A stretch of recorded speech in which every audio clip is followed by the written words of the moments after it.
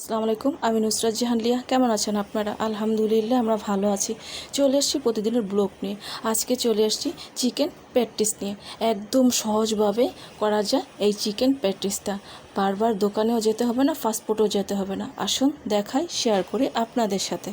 মূলত বসানো হয়েছে প্যানের মধ্যে দেওয়া হয়েছে তেল, দিয়ে দিচ্ছি পেঁয়াজ, দিয়ে দিচ্ছি কাঁচামরিচ,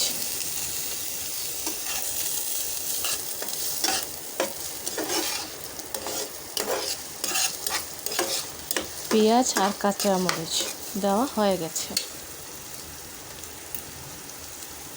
দিয়ে দিচ্ছি লবণ,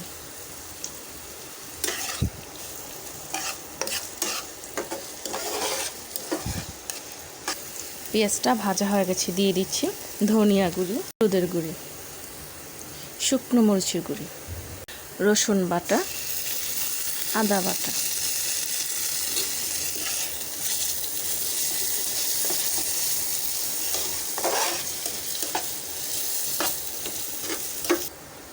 দিয়ে দিচ্ছি সিদ্ধ করে রাখা মটরশুঁটি, দিয়ে দিচ্ছি মুরগির মাংস। মুরগির মাংসটা আমি একেবারে ঝুরি করে নিয়েছি, লবণ হলুদ দিয়ে সিদ্ধ করে তারপর একদম ঝুরির মতো করে নিয়েছি।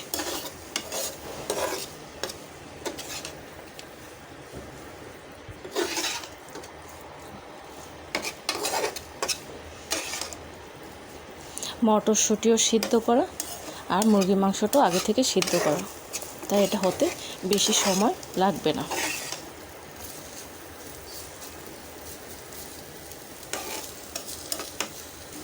দিয়ে দিচ্ছি গরম মশলার গুঁড়ি,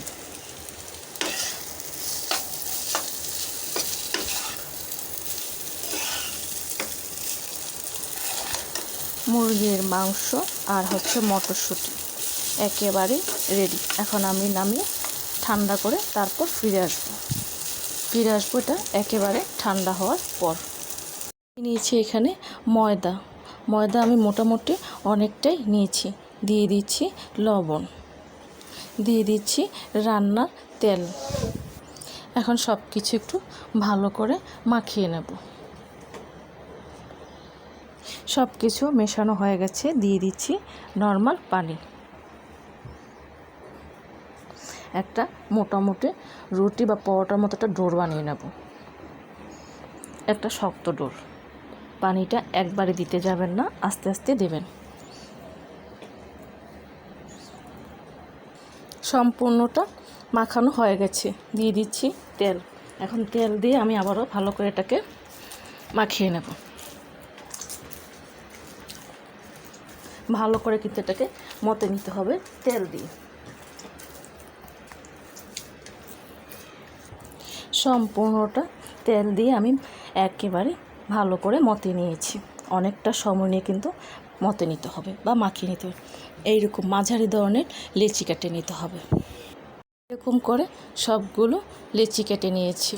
লেচি কাটা একেবারে হয়ে গেছে। এখানে নিয়ে নিয়েছি রান্নার তেল, দিয়ে দিচ্ছি কর্নফ্লাওয়ার। এখন কর্নফ্লাওয়ার আর তেলটা ভালো করে আমি মিশিয়ে নেব। তেল আর কর্নফ্লাওয়ারটা ভালো করে আমি একেবারে মিশিয়ে নিয়েছি, একেবারে রেডি। নিয়ে নিয়েছি একটা লেচি। এখন একটা পাতলা করে রুটি বেলে নেব।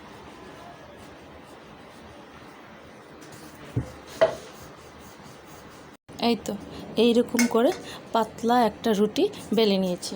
এর উপরে আমি দিয়ে দিয়েছি কর্নফ্লাওয়ার আর সেই তেল। পুরো রুটিটার মধ্যে আমি এটা বিছিয়ে দেব।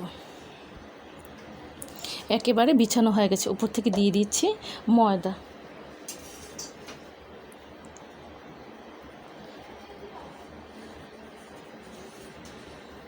ময়দাটা বিছানো হয়ে গেছে। এখন আমি এর মধ্যে আবারও দিয়ে দিচ্ছি কর্নফ্লাওয়ার আর তেল। আবারও দিয়ে দিচ্ছি ময়দা।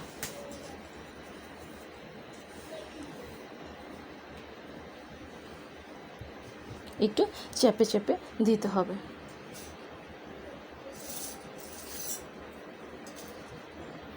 আবারও দিয়ে দিচ্ছি ময়দা।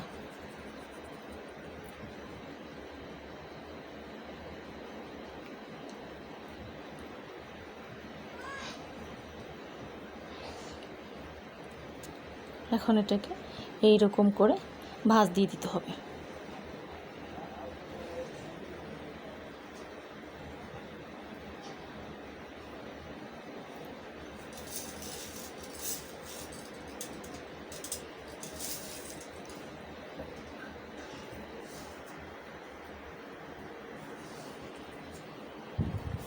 এই তো হয়ে গেছে। এই রকম করে আমি সবগুলোকে করে নেব। এরকম করে আমি সবগুলোকে বানিয়ে নিয়েছি। এখন আমি এটা রেস্টের জন্য রেখে দেব 1 ঘন্টা। ফিরে আসবো 1 ঘন্টা পর। ফিরে আসছি। আসুন বাকি কাজটুকু দেখাই। নিয়েছি 1 পিস। এখন এখান থেকে আমি কি করব, মাছ থেকে কেটে নেব। এই তো হয়ে গেছে।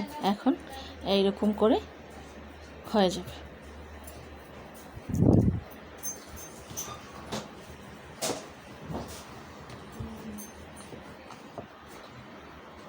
হয়ে গেছে, একেবারে হয়ে গেছে।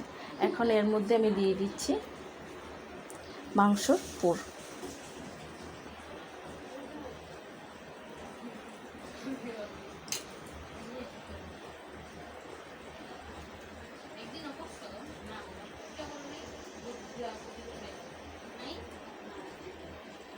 এরকম 2 পাশে ভালো মতো চেপে দিতে হবে। এই পাশটা একদম ভালো করে চেপে চেপে লাগিয়ে নিতে হবে। তারপর হালকা একটু ডিজাইন করলেই হয়ে যাবে।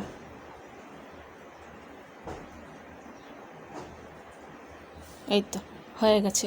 আমি এরকম করে সবগুলোকে বানিয়ে নেব। কিন্তু কড়াই বসানো হয়েছে, কড়াইয়ের মধ্যে দেওয়া হয়েছে তেল। তেলটা আমি অনেকক্ষণ আগেই গরম দিয়েছিলাম, এখন এটা গরম হয়ে গেছে। এখন আমি এর মধ্যে একটা একটা করে দিয়ে দেব।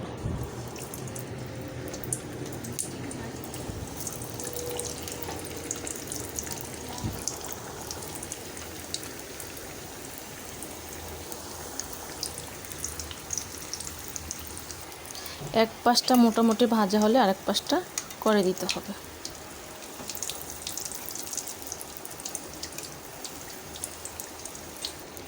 এগুলো ভাজা হয়ে গেছে। এই তো এগুলো ভাজা হয়ে গেছে, এগুলো আমি নামিয়ে ফেলছি। সবগুলো এইরকম করে ভেজে নেব। ফিরে আসব সবগুলো ভেজে নেওয়ার পর।